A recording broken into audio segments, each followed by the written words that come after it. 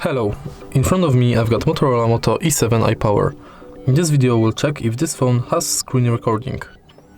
Firstly, let's swipe down notification bar, extend it, and search for screen recording function.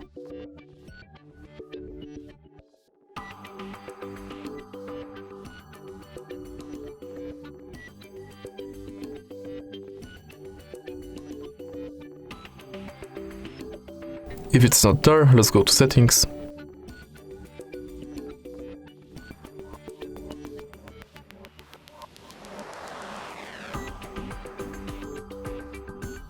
And as you can see, this phone does not support system screen recording. If you find this video helpful, please leave like, comment and subscribe.